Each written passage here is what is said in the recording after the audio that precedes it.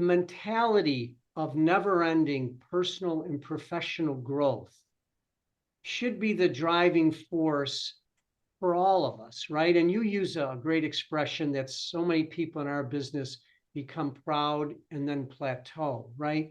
For whatever reason, they reach a level of success and they've achieved what they wanted to achieve, and they put things on autopilot. And in many instances, that's the beginning of the end. But those that are always interested in growing, and it doesn't have to mean growing financially, it just means trying to learn something every day, trying to be a better person, a better spouse, a better community servant, a better parent, a better advisor, all these things.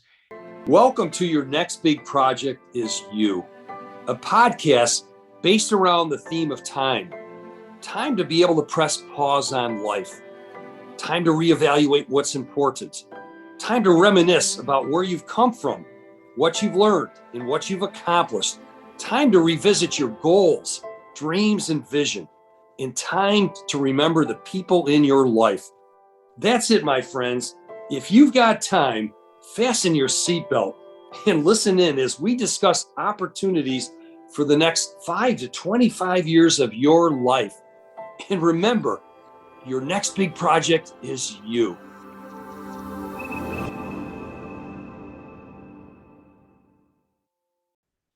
Welcome to our podcast. Your next big project is you.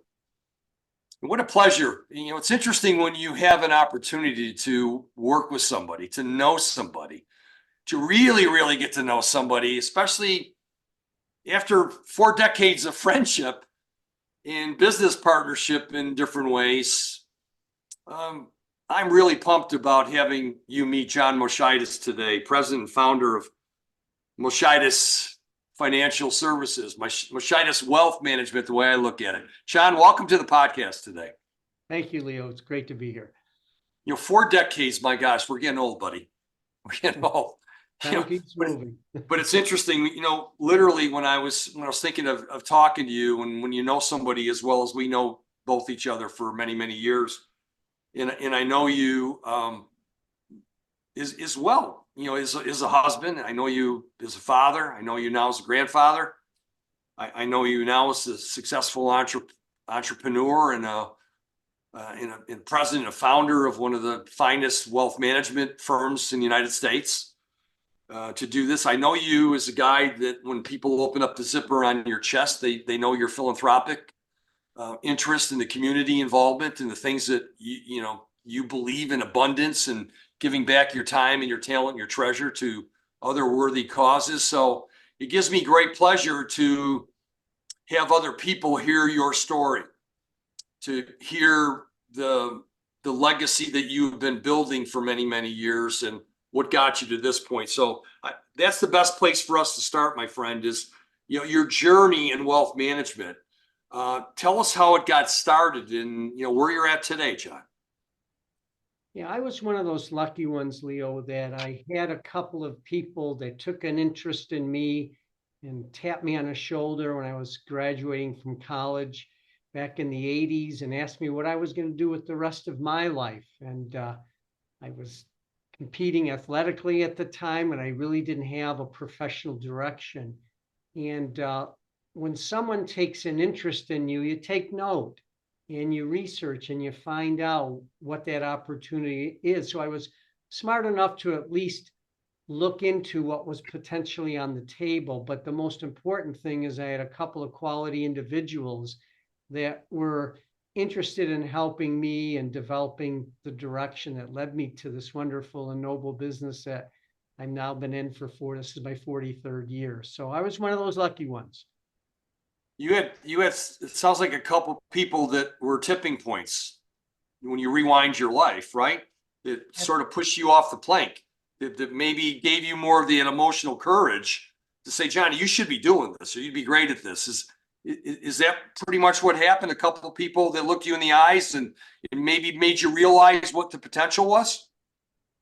Absolutely. But I think even deeper than that, Leo, it's those that maybe see something in you that you don't see in yourself, because we all are kind of products of this comfort zone based upon where we grew up and maybe our socioeconomic position we grew up in. And sometimes you don't think those opportunities are available to you because perhaps your mother and father or your grandparents never enjoyed that opportunity. So for me, it was breaking out of those comfort zones and someone saying, you can go there, you can accomplish this, and you don't even have that confidence in yourself. But when someone has confidence in you, I can't begin to tell you what a game changer that is for your psychology, and perhaps your determination is directly related to that belief.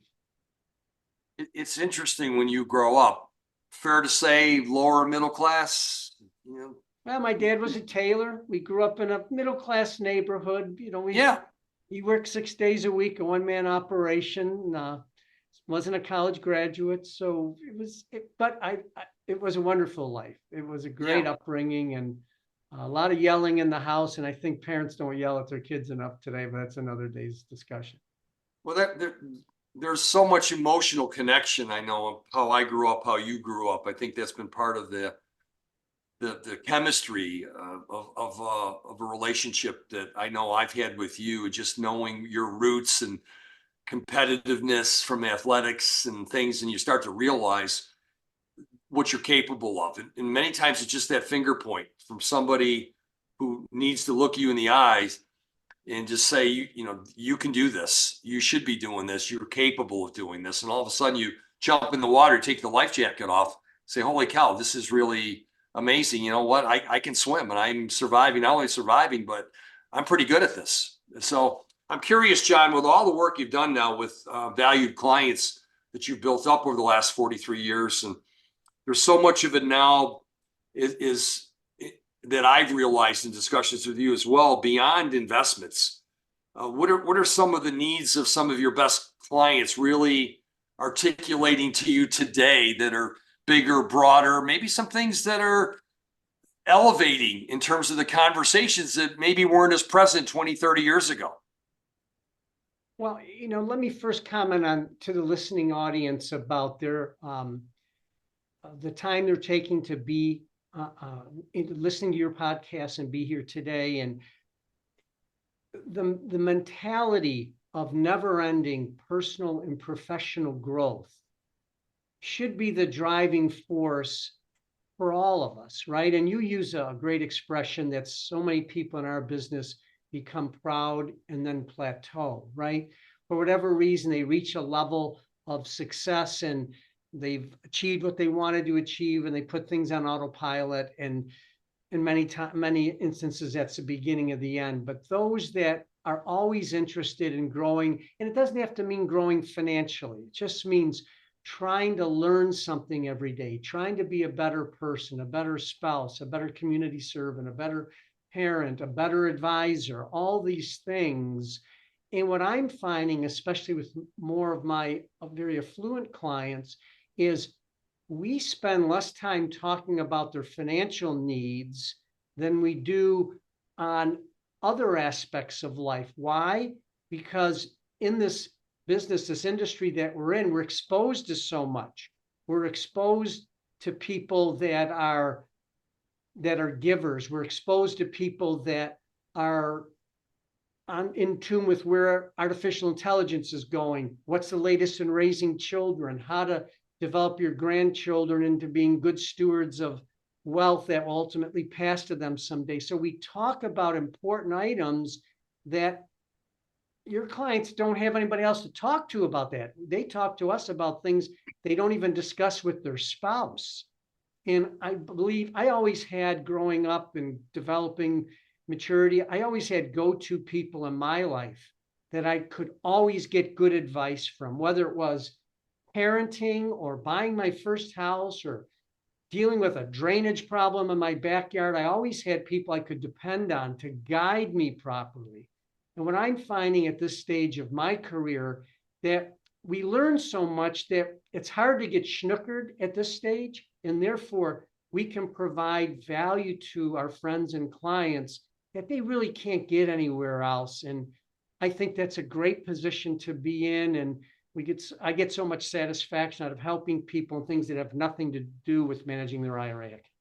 Yeah. If that makes any sense. Yeah, it makes total sense, John. The wealth industry talks about things like who's your trusted advisor. And I believe what you are alluding to are discussions well beyond investments around things that emotionally are important to people. And logically, we talk about business first being a meeting of the hearts, and then it becomes a meeting of the minds, right? And those people that we normally trust, people that trust you, for instance, and I've always said trust in my beautiful Buffalo dictionary was based on three factors. One is someone's integrity. It's two, their character. And three, it's their abilities. And you know that one, they're going to do the right thing always on your behalf. They're going to look you in the eye and be honest with you. And their character in terms of just responsiveness, accountability, the discipline, enthusiasm, passion, all the things that connect you to others. And then that they got the wherewithal. They've got the, you've got the credentials, as I know you proudly have accomplished many things in recognition, certifications, that they've got the technical expertise that can go with the other aspects to build trust.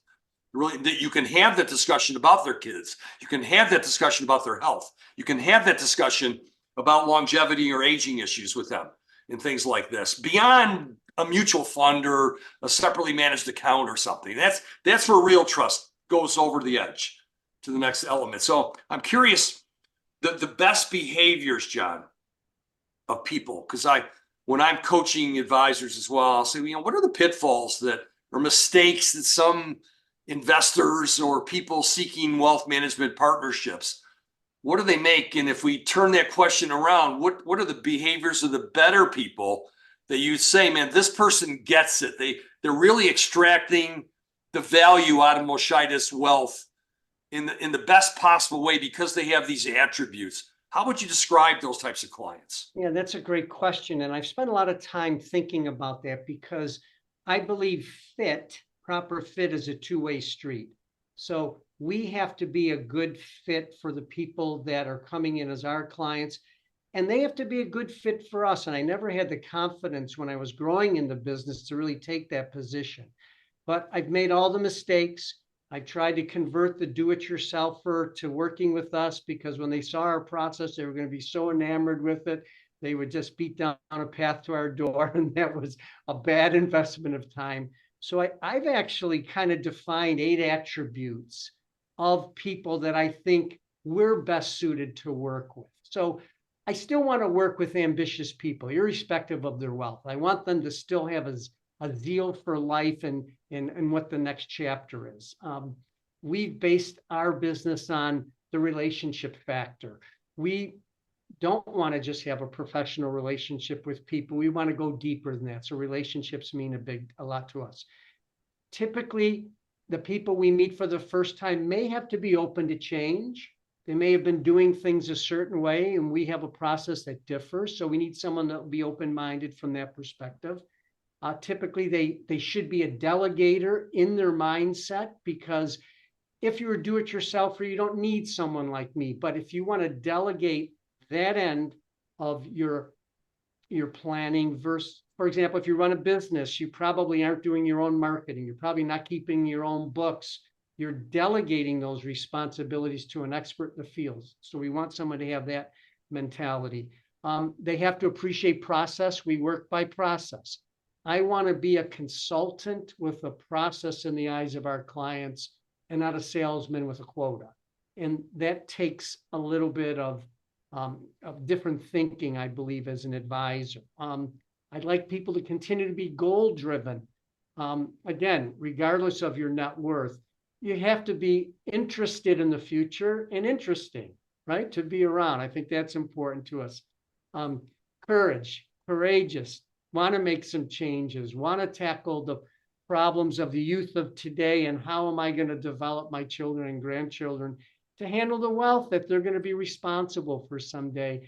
And legacy, you talk a lot about legacy, and you can live your legacy today. It doesn't have to always be after you're gone. So these are the 8 qualities that I look for in people where I can say, we're a great fit for you. And if it doesn't always mesh up, then it doesn't. And that's okay too. I believe from my experience building on those 8 attributes, John, it takes emotional courage from folks like yourself to just sit back, especially when someone jumps across the table verbally at folks like yourself. It's why you, John? Why should I entrust the oversight of my wealth requirements for the rest of my life with my family to you and Moshides Wealth? I think getting a little smile in your stomach, knowing that you got 8 attributes, forces you to slow down a bit as well, without a tinge of like arrogance, but literally confidence to say it's important that we're a good fit for each other. Yeah, and I've learned so much from you over the years. And the 7-step value letter, the questions that your prospect or client wants answered, even if they're not directly asking you the question, before they're going to choose to really get involved with you. Who are you? What do you do? Who have you done it for? Why do you do it? All the questions that, Yeah. and that's brilliant. And you have to think ahead a little bit and try to address those things in your own subtle, tactful way. When you make it 2 ways, when you can say, I want to be on my game to enhance your comfort level with what makes us different, why we might be a destination for you and your family. And I'm prepared to answer these questions regarding our background, our value proposition, our beliefs, our process, some of our other like-minded clients like yourself. What really makes us different is an organization, the way we approach things, and most importantly, us and what the real value is. At the same time, though, I want to understand the framework for what makes a great client for us as well. So it's incumbent upon me to enhance your comfort level. At the same time, I want to make sure we're the good fit for you as well. Because my relationships, if we're privileged to bring you on, you shouldn't want to leave us. We should be here for a lifetime with you. And that's why I've been around for 43 years. I love hearing those 8 attributes, John. So congratulations on that. And I believe the other part of your success is that not only those mentors that pushed you over the edge 43 years ago, you've surrounded yourself with amazing individuals equally committed to excellence the way you are. And you became part of a study group of peers that have become some of your closest friends in the industry. And if I got the name right, the Give and Grow Study Group, correct? Tell us about that journey and the group of folks and how that came together and the value that that's brought to you and your life and your business going forward. Yeah, and the Give and Grow Study Group has been one of the most incredible experiences I've had, both personally and professionally. We came together in 1998, and we're still together today. So 26 years later, study groups last 2-3 years at most, if you have a good one. And we've kept it together all these years. There's a lot of reasons why we've stayed together, but we met originally. We all cut our teeth in the life insurance business, and we all used to go to a meeting called the $1 Million Roundtable, which is an international sales congress once a year held primarily throughout the United States or North America. And the roundtable used to have the opportunity for you to throw your name in a hat because you were interested in meeting others that might be interested in putting together a study group, which is a gathering platform for like-minded people that are interested in growing their business, growing their administrative services, the value they provide their clients. So originally 11 of us came together. We had a couple of very basic rules to get started. We wanted people from different geographical regions of the country, and those were not affiliated with the same either broker dealer or insurance company, whatever it was at the time.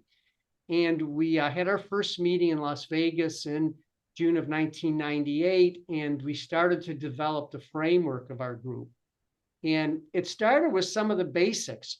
What are you generating in revenue? What are your overhead expenses to run your business? How many people do you have on the payroll? What do you pay them? What are you doing for benefits? How are you marketing?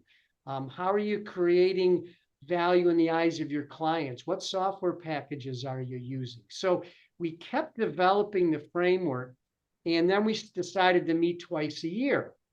And then we had to start to figure out, because this is what breaks up a lot of study groups, is the expense side of the equation. So we came to the conclusion that we were going to take all the expenses to run our meetings and throw them into a pot and divide by the number of people. So for example, if your airfare was $279 and mine was $879, it all went into the pot and we divided by the number of attendees at the meeting. So we decided early on to share all expenses. So if you ordered steak and I ordered a salad, we still split it down the middle. And as we look back, something as silly as that was one of the early qualities that we established that have helped us to stay together. Now, here's what then started to happen over the years. The name of the group is Give and Grow.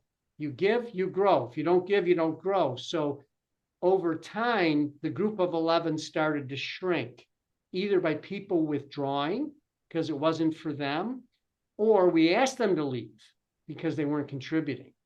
So today, the 11 is down to 5. So we're all 5 charter members. We all started together. In the 26 years, having meetings twice a year, we've only had 2 misses. So one person missed one meeting, another person missed another meeting. So think about that. That's 52 meetings, right? So that's pretty amazing. And then the meetings have now developed into different types of meetings. So it used to be just the 5 of us. And then we recognize the importance of our next in command. So would be we started first an administrative meeting. So one of the 2 meetings would be we'd bring our administrative teams to the meeting. And we all know as advisors what a nice feeling it is to get to go to a go-away meeting and have a nice dinner and look at the sunshine and someone puts a little gift on your bed. And we brought that to our administrative team, and plus they develop relationships and we're helping each other throughout the course of the year. Then we brought our junior advisors, and then how about this one? We developed a spousal meeting every other year. We brought our spouses together, and then this is not a given, they all like each other. So we enjoy the time together. And we've done some amazing things as a result of that dynamic working. So the group continues to be together to the extent we're meeting in April 2024 at Brian Heckert's home base, which is Nashville, Illinois. I didn't say Nashville, Tennessee, Nashville, Illinois. There's 9,000 people in the county. And we're bringing the next generation advisor because it's time to develop Give and Grow 2.0.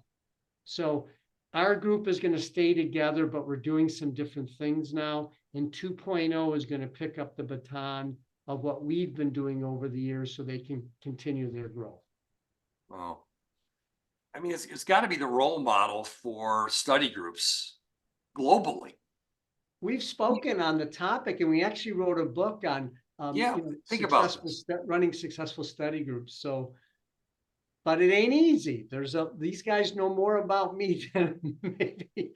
But just the prominence of the success.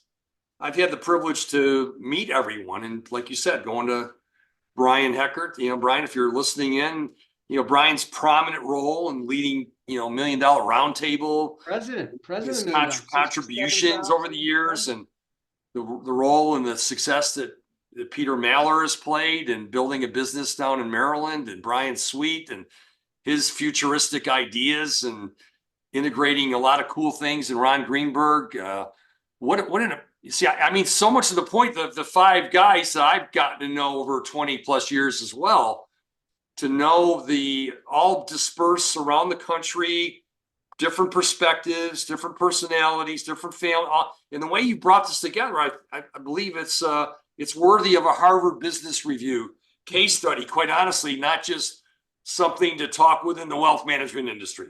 And I really, that's just a big high five to you, and that everyone listening, if you've got a study group, measure it up to that. If you want to do a benchmark, compare it to what John just described if you're listening in, and take a look at their little book on Give and Grow of what they put together and stuff. And plus now, John, it's elevated into a coaching program. My gosh, all you guys become new competitors to guys like me. Tell us about that, and you know what's going on there, and your thought of giving back and helping other young John Moshideses of the world. Yeah, Brian Sweet, one of the study group members, along with his primary person in his office, Brittany Anderson, and a marketing expert out of Dallas by the name of Dre Redford, founded a coaching program called Ultimate Advisor Coaching. It was founded because there's a huge void in the industry today. There aren't the same coaching programs that we had when we were coming up. And we're finding that young advisors that have survived the first couple, 3 years in the business and they've climbed the first part of the mountain are struggling to really develop their practices to a level that they can really have scale and grow and really be a prominent provider in their communities. So Ultimate Advisor Coaching was designed by advisors for advisors. We're all still in the trenches. We've all made mistakes. We've all hopefully corrected the major mistakes and have built nice practices throughout the country. And we just think we have a lot to offer. And with Brittany being, she built the, if you saw the services Brian Sweet provides to his clients out of little bitty Fairmont, Minnesota, south of Minneapolis, you would be amazed. And he has 30,000 people in a 60-mile radius, and he's the dominant player. And Brittany built so many of those systems. And then Dre's just and marketing is an interesting concept because, marketing I've always heard is what we tell people, but branding is what they hear. And Dre really crosses that line very well. And we all need to be branded and have a message that hopefully will resonate with those we're talking to. So we bring all these qualities to the table to help those that are interested in growing professionally, of course, and personally as well, because no one says it better than you, Leo.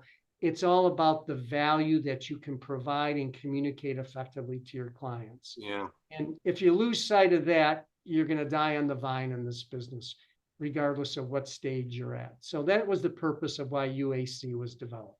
That's great. I wish you guys continued success there. And what Brian and Brittany have done, they truly have built an organization of dream architects, so to speak, right? With their book, they are truly helping people to achieve their dreams. And I know that's all part of what you do and the other members of the study group. And a lot of your peers and competitors are all trying to go at this in their own ways. And I believe what separated your practice as well was this whole mentality around giving and growing.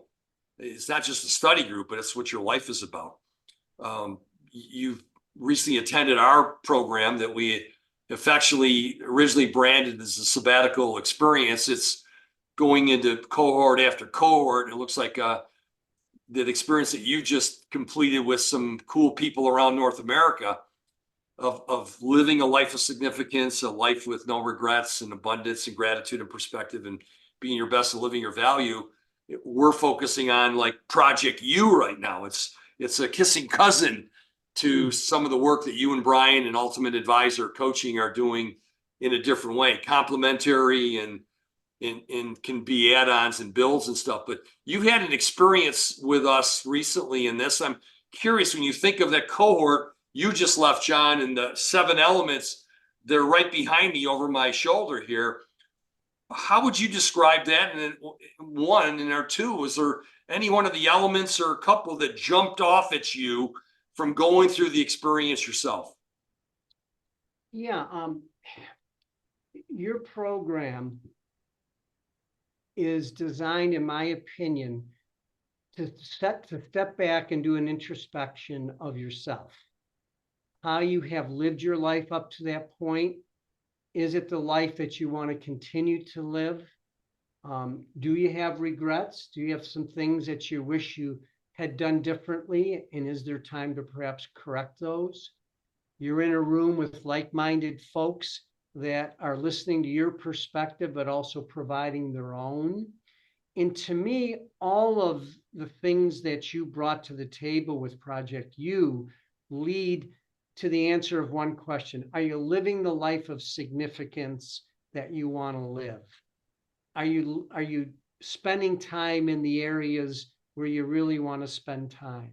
Are you recognizing how good we've had it because of a wonderful business we've found and perhaps the successes that come with it? And are you sensitive to those that perhaps haven't had those same opportunities? And is there something you can do to help someone else as you've been helped? So all these things come together, and it's a very emotional experience. I mean, there were tears shed in those many hours we spent together, and you come out of it thinking differently. You come out of it, you don't get old until you run out of future.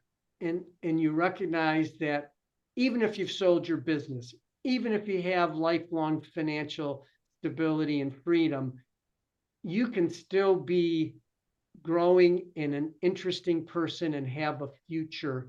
And I think your program, Project U, brings so much of that to the table. So it was a wonderful experience. I met wonderful people.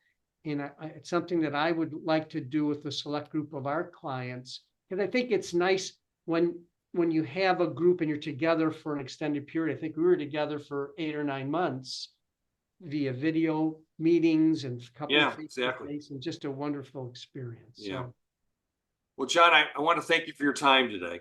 I want to thank you for the friendship. I want to thank you for being a trusted advisor to me for the last 4 decades.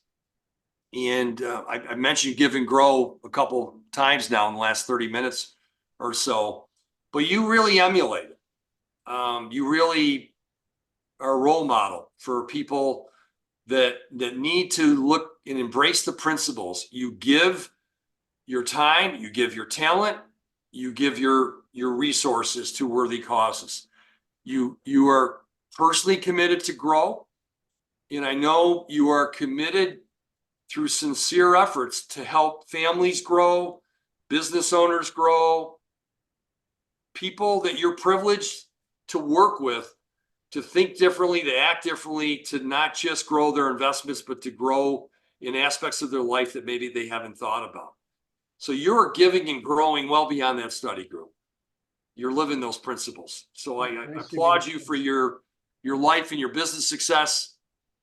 Blessed to know you. I hope the listeners today pulled out some interesting nuggets that they themselves can maybe have a little check mark. Am I doing this? What are my 8 principles or my 8 guideposts that are good clients for me? And John, I think the last quote that you just gave me, you don't get old until you run out of your future. If I got it right? Well said, my friend. Thanks so much for joining us today. thank you for all you've done for us over the years as well. We appreciate it. Thank you.